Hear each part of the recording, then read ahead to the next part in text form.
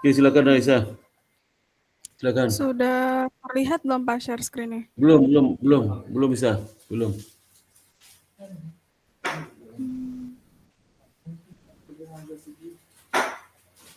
Lagi Pak. loading Lisa, lagi loading ya. Ya. Oke Pak. Ya. Sudah terlihat Pak? Sudah. Nah ini Di berita yang dari... acaranya nggak ada. Oh berita Berita acara acaranya belum saya ini ya. buat Pak. Baru dari kemarin. Ini dari Iya siapa ini nih? berita acara dari Mbak Devita. Mbak Devita. Perbaikan kajian teori, terus habis itu ada penelitian yang belum relevan di bab 2. Nomor 1 mana? Yang perbaiki itu mana? Nomor 1 yang ini Pak. Nomor 1 mana? Coba tunjukin dulu. Sebelum saya bertemu dengan Bapak, sebelum saya bertemu dengan Bapak, saya udah mendiskusikan sebelumnya ke Bu Etika. Isinya itu mengenai layanan perbankan digital. Jadi resiko baru pakai misalkan resiko operasional, resiko strategi, resiko reputasi, seperti itu Pak. Ini peraturan Ya kan mengenai ada disclosure kan? perbankan Ada cerita digital. disclosure nggak? Ada cerita Siberis disclosure nggak? Ada cerita Siberis Ada Pak di disclosure nggak di sini. situ? Waktu itu Di mana di POJK itu? ada Di Pak POJK. ini mengenai Mana di POJK. disclosure mana? Oh nggak ada Pak. POJK itu. Di POJK. Waktu itu tuh Nah, ya itu. waktu Ya, kalau itu nggak ada kan ini. Ya kalau nggak ada ini masalah cyber risk disclosure kan? Bukan masalah jenis-jenis risiko.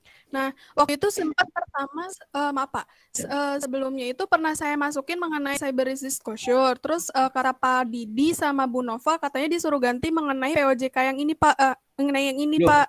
Jadi saya lebih ngikutin yang ini. Loh, itu kan judul kamu apa? Judulnya apa? Deskripsimu apa? Cyber risk disclosure terhadap kinerja saham. Iya kan cyber risk disclosure kan? Bukan pengukuran risiko kan? Iya Pak. Iya, tapi dia ini masuknya itu ke manajemen resiko Pak. Iya, maka kan kamu masalah disclosure. Pengungkapannya bukan masalah pengukurannya. Pengungkapan. Gak ada hubungan dengan pengukuran kamu itu. Maka gak ada hubungan dengan PJK itu. Masalah disclosure. Ada Pak hubungannya. Ada hubungannya nanti Pak. Ada nggak di PJK itu mengatur disclosure? Ada nggak disclosure? Ada nggak pengungkapan? Di PJK itu ada ngatur nggak? PJK mengatur itu? Pak. Mana? Karena cyber risk disclosure itu dia masuk kepada resiko operasional, makanya masuk kepada POJK nomor 12 ini Pak. Ini disclosure bukan cyber risk-nya. Cyber risk-nya iya. Disclosure-nya itu. Mana kalau kelima? Itu kelima ada nggak? Cyber risk disclosure kelima di POJK. Coba tunjukkan saya. Oh nggak ada Pak. Ya berarti bukan masalah itu, bedakan cyber risk sama cyber risk disclosure. Beda itu ya POJK itu. Ini masalah pengungkapan cyber risk, bukan masalah pengaturan bagaimana cyber risk itu diukur, bukan ya. Waktu itu sudah saya pernah coba untuk menggunakan cyber risk saja Pak. Terus kata Bu Etika ditambahin cyber risk disclosure gitu Pak. Bang ya betul, cyber risk disclosure bang, betul. Yang kamu kutip itu POJK itu nggak ngatur masalah cyber risk disclosure, mengatur cyber risk saja POJK itu. Topik kamu cyber risk disclosure, bukan masalah pengukurannya. Ngerti nggak? Iya Pak. Ngerti Pak. Mengapa POJK kamu POJK itu boleh kamu kutip itu mengenai cyber risk-nya, tapi kalau udah disclosure bukan POJK lagi dikutip. Itu cyber risk disclosure dikutipnya di mana? Ketentuan cyber risk disclosure di mana aturannya itu? Cyber risk disclosure. Sebenarnya ini POJK-nya lebih ke cyber risk disclosure itu perhitungannya Pak. Jadi menggunakan disclosure index. Masalah pengungkapan aja. Aduh, gimana sih terbalik? Sekarang yang ketentuan yang mengharuskan perusahaan itu mengungkapkan cyber risk di mana? Ketentuan apa dipakai itu? Ketentuannya apa? Konten analisis Pak. Apa? Konten analisis. Aduh, kamu nggak ngerti maksud saya. Risiko itu diatur di PJK atau risiko pengukurannya. Yang mewajibkan perusahaan mengungkapkan di laporan keuangannya, di annual report-nya, cyber risk itu ketentuan di mana? Ketentuan apa yang dipakainya? Ketentuannya apa ketentuannya? Nggak ada Pak. Mana ketentuan? Coba deh. Kalau OJK itu manajemen risiko, bukan cyber risk disclosure, beda tuh ya, beda. Maka di kamu tulis dulu cyber risk, habis itu masuk cyber risk disclosure. Cyber risk itu apa? Baru masuk di cyber risk disclosure. Itu mesti urutannya seperti itu. Oh, ada. Kan beda. Kamu paham nggak maksud saya itu? Paham nggak maksudnya? Itu jangan samakan mengukur risiko sama cyber risk disclosure. Beda. Cyber risk disclosure itu perusahaan mengungkapkan apakah dia sudah melakukan manajemen cyber risk management. Sudah diatur nggak kebijakan cyber risk itu dalam kebijakan risikonya, sudah diatur nggak? Sudah ada nggak kejadian di tempat dia itu? Itu pengungkapan aja. Tapi berapa kerugian dia, berapa itu kan nggak penting banget. Itu pengungkapan. Ada ungkapkan kerugian, tapi kan sebenarnya kamu bukan itu kamu lihat kan? Apakah sudah diungkapkan atau tidak? Itu kamu lihat kan sebenarnya. Iya kan? Iya, Nah, iya, Pak. siapa Cuman yang waktu itu sama Bu. Nggak apa-apa.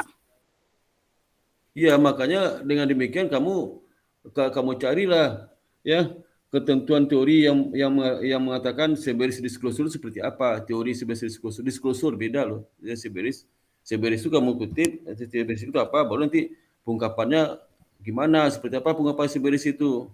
Ini contoh nih, saya di perusahaan melaksanakan kegiatan A. Ya, sudah kita ada laporan kegiatan A-nya, kita ini mensilabas semacam. Tapi disclosure kegiatan A itu seperti apa? Itu beda dengan laporan hasil kegiatan A itu. Ngerti nggak maksudnya? Ngerti nggak? Kamu Ngerti, kan Pak? akuntansi kan tahu disclosure itu? Kamu tahu maksudnya? Ngerti nggak maksudnya? Pengungkapan disclosure Pendekatan. seperti apa? Bagaimana pengungkapan disclosure itu seperti apa di laporan keuangan? Di reportnya seperti apa? Seperti apa itu adalah ada guidance nggak dari ketentuan PJK itu? Ada nggak ketentuan PJK itu mengatur bagaimana disclosure itu diungkapkan di annual report? Ada nggak? Kan nggak ada. Yang ada di mana? Berarti peraturan pasar modal. Peraturan pasar modal lihat. Pasar modal itu siapa? OJK bikin kan? Nah, coba lihat OJK ada nggak pasar modal? Yang peraturan pasar modal siapa bikin? Bapepam.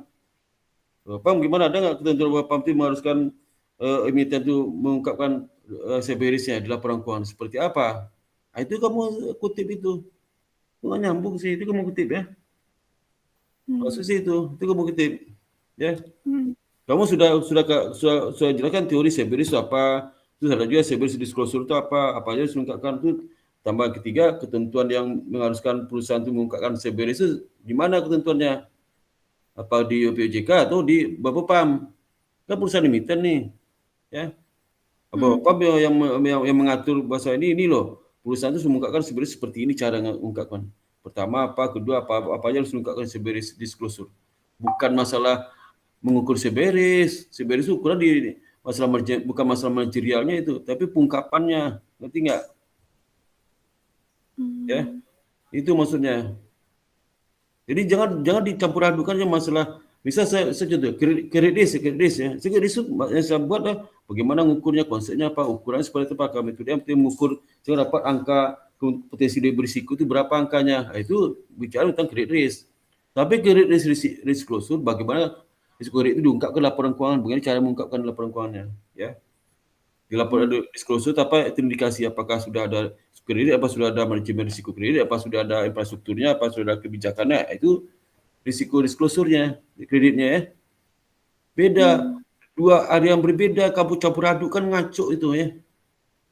Jadi kalau cyber risk disclosure itu kamu tidak bisa simpulkan, wah ini dia berisiko tinggi, berisiko rendah, nggak bisa, karena masalah pengungkapan aja.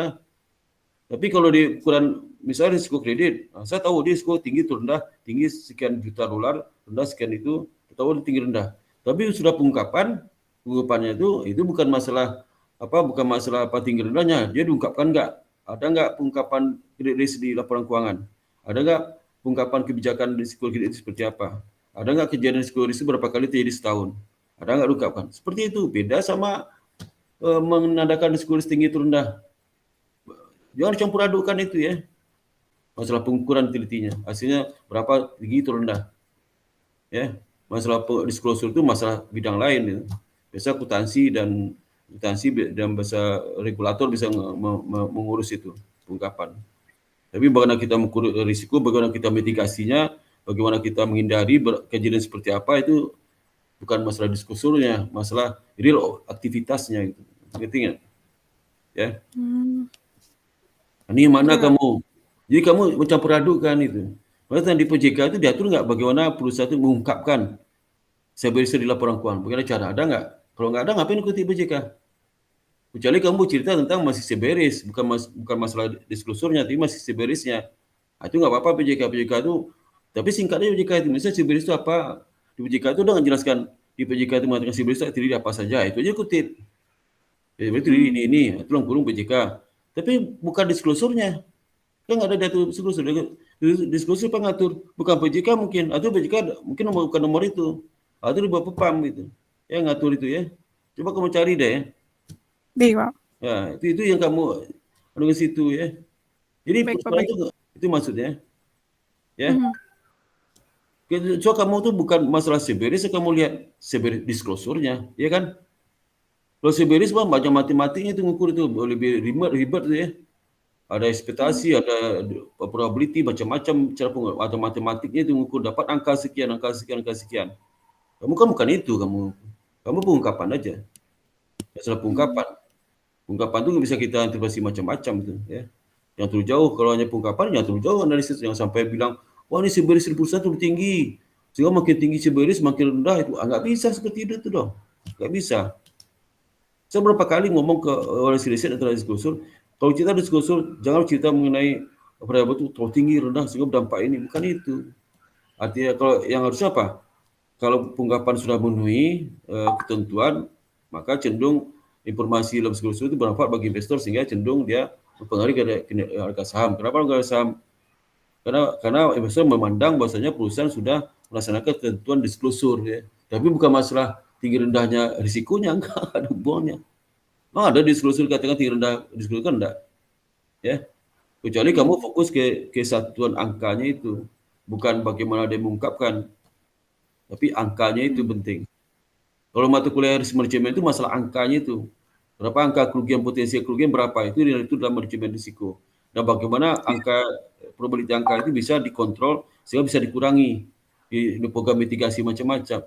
Ini bukan masalah disclosure risiko manajemen itu, bukan masalah disclosure. Disclosure itu terkait dengan akuntansi itu, terkait dengan pelaporan. Tidak ada hubungan dengan masalah manajemen risiko. Ya, ngerti nggak?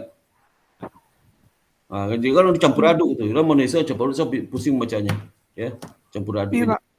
Harus dibatasi dong. Jadi kalau bisa analisisnya ini perusahaan sudah mengungkapkan semua kejadian risiko seberis ya, sehingga dibaca itu sebagai good news bagi pemegang saham karena perusahaan sudah taat, sudah komplain ya terhadap ketentuan yang ada dan sudah ada juga program risiko di situ sudah bagus sehingga direspon oleh pasar sudah baik sehingga harga saham naik gitu ya. Itu. Tapi bukan berarti jadi gini sama kayak laporan audit itu perusahaan itu WTP itu berarti di laba, nggak ada hubungan laba itu. Laporan keuangan WTP artinya apa? Sepanjang laporan keuangan sesuai dengan ketentuan yang berlaku sesuai dengan standar akuntansi WTP, ya. Tapi apakah rugi dan rendah nggak ada hubungannya. WTP itu nggak ada hubungan laba rugi ya, nggak ada hubungan laba rugi WTP itu. Sama juga disclosure itu nggak ada hubungan dengan tinggi rendahnya risiko dihadapi oleh perusahaan, nggak ada hubungannya. Ngerti nggak maksudnya? Dia sesekali menyatakan bahwasanya risiko kamu itu makin tinggi seberis, maka makin tinggi harga saham. Nggak ada hubungannya. Seberis tinggi itu masalah pengungkapan aja kok. Ya.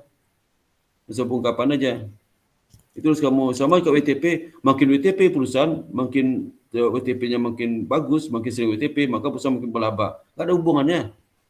Nggak ada hubungan laba atau rugi. Perusahaan rugi pun bisa WTP. Kalau sepanjang dia mencatat sesuai standar akuntansi berlaku umum. Pasti WTP. Dan prosedurnya jelas ya. Pasti WTP. Ya. Cuma nanti ditambahkan catatan dari auditor masalah going concern-nya. Ada catatan penting. Kecuali going concern semua WTP. Ternyata nanti, tapi auditor nggak berani terlalu memprediksi going concern-nya. Terlalu berani nggak berani juga auditor. Kalau auditor kan going concern-nya sekedar sinyal aja, mengisyaratkan aja. Tapi seperti mana going concern itu, auditor tidak berani lebih jauh. Ngerti maksudnya? Ngerti, Pak. Nah itu yang harus ditekankan betul ya. Jadi kadang-kadang akuntan itu kan nggak belajar mengenai risiko, nggak belajar bagaimana mengukur risiko, tapi meneliti tentang disclosure risiko aja, pengungkapan risiko itu. Tapi sudah bicara masalah soal dia sudah mengukur risikonya itu. Soalnya dia tahu tinggi rendahnya. Kan konyol itu. Ya. Masalah pengungkapan, misal saya sudah mengungkapkan harta saya ya. Kan misal disclosure mengungkapkan harta saudara, harta saudara semua, jadi ungkapkan semua lah, harta saudara ungkapkan semua. Sudah saya ungkapkan. Tapi nggak ada hubungan dengan apakah harta saya banyak sedikit ya. Ada hubungan nggak? Kalau Nggak harta ada, saya Pak. banyak, disclosure saya makin tinggi, nggak ada hubungannya. Saya udah mengungkapkan aja. Tapi misal saya si A, si B, si A itu asetnya 100 triliun. Saya cuma 1 M. Tapi saya mengungkapkan ketaatan sama nilai sama, segi disclosure sama dari saya sama si A itu. Si A itu aset 100 triliun, saya 1 miliar. Tapi saya ungkapkan dengan sesuai ketentuan. Si A juga sama. Level ketaatan itu sama nilainya. Walaupun aset si A itu jauh lebih tinggi. Ngerti nggak maksudnya? Hmm. Nggak ada hubungannya disclosure itu. Makin tinggi asetnya makin bagus ketaatan disclosure. Nggak ada hubungannya lah. Saya pengungkapan aja. Nah, pengungkapan itu bagaimana dibaca oleh investor, susah kita berisi apakah investor itu membaca dengan sesama taat, apakah investor lebih suka pada si A, itu cerita lain tuh, masalah bukan masalah pengungkapan, tapi isi dari pengungkapan itu mempengaruhi dari investor, ya. Nah, tapi di dalam kalau itu maksudnya, jadi nilai aset AB, jadi bukan pengungkapan yang mempengaruhi harga saham, tapi nilai asetnya yang diungkapkan. Oke, Pak. Bukan disclosure-nya itu ya. Oke, Pak. Nah, itu kamu harus bedakan itu. Jadi kalau kamu kan penting kamu disclosure bukan Seberis. Disclosure. Disclosure dari Seberis ya. Iya. Nah, bukan masalah bagaimana Seberis diukur, ya, apa aja komponen pengukurannya, metode pendekatan ukur Seberis seperti apa. Bukan itu kan? Kan itu kan? Kalau itu baca risk management yang lebih dalam tuh, mau cacing banyak itu. Ya, itu pengungkapan aja. Ya, maka hati-hati pengungkapan itu dia menjaga pengungkapan itu sudah kemana-mana artinya. Ya, besok mau positif. Positif itu kan berarti makin taat dia mengungkapkan, ya makin taat ya. Positif makin taat mengungkapkan, maka harga saham makin tinggi. Itu maksudnya. Itu artinya bukan risikonya makin tinggi, bukan itu ya, bukan itu artinya. Tapi makin taat, komplain dalam ketentuan pengungkapan perusahaan itu semua syarat pengungkapan diisi semua, nggak ada yang tidak lewati, berarti makin taat kan komplain kan? Komplain itu, maka saham makin tinggi. Artinya apa? Direspon positif oleh si direktur karena perusahaan makin taat. Ada hubungannya risiko makin tinggi, makin harga saham makin tinggi. Itu beda lagi persoalannya ya. Itu masalah angka, itu masalah potensi angka kerugiannya dia itu, bukan masalah kuantitatif dia. Nah, seperti itu yang saya harus jelaskan ke masing-masing. Kadang campur aduk sih ya, campur aduk ya. Saya pernah berdebat di konferensi kayak gitu ke mereka. Akuntansi itu kalau memang hanya masuk ungkapan, jangan kemana-mana larinya, karena basicnya dia nggak kuat. Basic pengumpulan dia nggak kuat. Kemana-mana deh. Ya, misal contoh gini ya. GDP itu yang ukur kan ahli ekonomi itu, diukur kan. Iya, benar. Persen GDP cuma berapa persen. Datang akuntan itu mengatakan di GDP disclosure laporan keuangan. Ya. Tapi akuntan kan nggak ngerti bagaimana ngitung GDP. Asal ungkapkan aja, kalau diungkapkan berarti bagus perusahaan. Kalau nggak diungkapkan nggak bagus. Ya. Kan itu aja, nggak ada hubungan dengan GDP tinggi naik, terlalu hubungan GDP negatif positif, nggak ada hubungannya kan? Ngerti nggak maksudnya? Ngerti, Pak. Nggak ada hubungannya. Tapi di tadi campur aduk, begitu GDP disclosure tak semua dibilang makin tinggi GDP, makin bagus harga saham. Ada hubungannya makin tinggi GDP.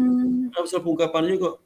Misalnya contoh Seberis disclosure positif, karena aja menganalisis semakin tinggi Seberisnya, risiko Seberisnya, harga saham makin naik. Apa hubungannya? Itu masalah pengungkapan, masalah ketaatan, komplain, ya. Itu. Ya, Oke, Pak. apakah perusahaan yang nggak taat itu harga sahamnya turun? Nggak bisa juga, ya. Tapi kalau turun harga saham bukan karena masalah dia mengungkapkan informasi Seberis itu, ya. Itu.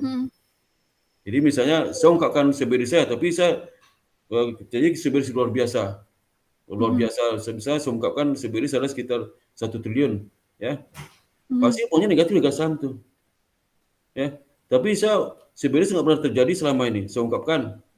Ya, semoga saham saya ungkapkan, pasti si investor merespon dengan positif ya. Positif. Kalau negatif orang positif. Ya. Nah, itu makanya itu agak campur aduk ya, Campur aduk. Jadi kalau di dalam disclosure ada diungkapkan berapa risikonya, ada nggak di disclosure itu dinyatakan berapa risiko Seberis di perusahaan itu? Ada nggak berapa nilai risiko yang terjadi? Dampak kerugian ada nggak? Dalam pernyataan dalam kuesioner kamu yang ada 19 itu ada nggak risiko itu kerugian berapa? Ada nggak? Ada nggak? Di simulasi pertanyaan? Nggak ada kan? Nah, gimana? Di Nggak ada kalau bisa menyimpulkan. Bukan di bab 4 itu kan, bukan di bab 4 itu lain lagi. Kalau nggak ada, kami bab 4 muncul. Kan kamu ngambil data tuh, data kan bukan tentang ini, Pak. stability disclosure. Mana? Ini bukan tingkat risiko, ini anunya kan, Ini bukan, Pak. nilai 0 sama 1. Bukan, aduh. Ini kan ya, apakah laporan tahun iya atau tidak? Iya berapa? 1 berapa? Iya 1/5 ya. Itu bukan ukuran risiko. Aduh, panas sih. Risiko itu betul diukur dengan unsur matematik, probability segala macam. Itu bukan ukuran risiko. Itu tingkat ketaatan dan disclosure, ungkapan. Ya, ngerti nggak maksudnya? Oke, Pak. Nah, makanya Ngerti, Pak. beda. Itu beda tuh ya. Misal contohnya, saya sudah melakukan pelaporan tentang aset saya. Aset saya itu rugi, saya laporkan. Itu katakan, wah saya laporkan berarti 5. Sesuai dengan ketentuan ada 5. Tapi nggak ada pertanyaan itu, apakah saya kerugi berapa angka, nggak ada di situ. Berarti nggak bisa kita katakan, kalau saya ungkapkan berarti saya laba, kalau tidak ungkapkan rugi, nggak bisa disimpulkan seperti itu ya. Itu. Ngerti nggak maksudnya? Jadi tolong kamu carilah. Ngerti, Pak. Kamu cari ketentuan disclosure itu di mana, bukan di POJK itu. Karena kalau ada POJK itu jelek juga, mungkin jangan di POJK itu ada juga tuh pengungkapan risiko cyber-risk di pasal berapa, menghidangkan pengungkapan. Apa yang disuruh ungkapkan dalam laporan. Kalau nggak ada, cari peraturan lain di Bapepam ya, Bapepam itu dirujuk ya. Oke, Pak. Kalau POJK ini itu waktu menunjukkan risknya, cyber-risknya ya. Udah itu ya. Baik, Pak. Ya. Oke deh, Pak. Ya, apalagi itu? Apalagi Isa? Poin 3 sama poin Udah. Pas langsung skripsi itu udah dibenerin, udah dibenerin pas langsung skripsi itu langsung dingin. Tinggal ini aja sih, Pak, tinggal 1. Iya. Tinggal 1 poin ini aja. Ya udah, kamu rubah datanya. Iya, Pak. Data rubah nggak datanya? Ya udah ya. Oh, datanya nggak berubah, Pak. Udah itu aja, tinggal ini aja sih, Pak. Berarti satu lagi itu. Jadi ada satu lagi masih bilang Mbak, maunya beruntung. Apa? Di bagian apa Pak dia salahnya, Pak? Kayak tadi itu ngukur bisa pertanyaan 1 kode 1 bukan 0. Nah, saya cek mana laporan kuannya 1 itu. Boleh potong jawab itu. Kamu segitu pasti boleh potong juga kamu tuh. Boleh potong, yakin saya itu. Sama aja permasalahannya. Itu kamu beruntung tinggal saya cek itu. Ngerti nggak maksudnya? Ngerti, Pak. Itu. Ya? Oke deh, Pak. Apa lagi tuh? Udah, Pak, ini aja yang waktu itu benar-benar belum diganti, ini aja, Pak. Pas sisanya pas sidang kemarin diganti. Iya. Oke deh, Pak. Makasih banyak ya, Pak, sarannya. Iya, sama-sama ya. Izin live meeting ya, Pak? Oke, ya.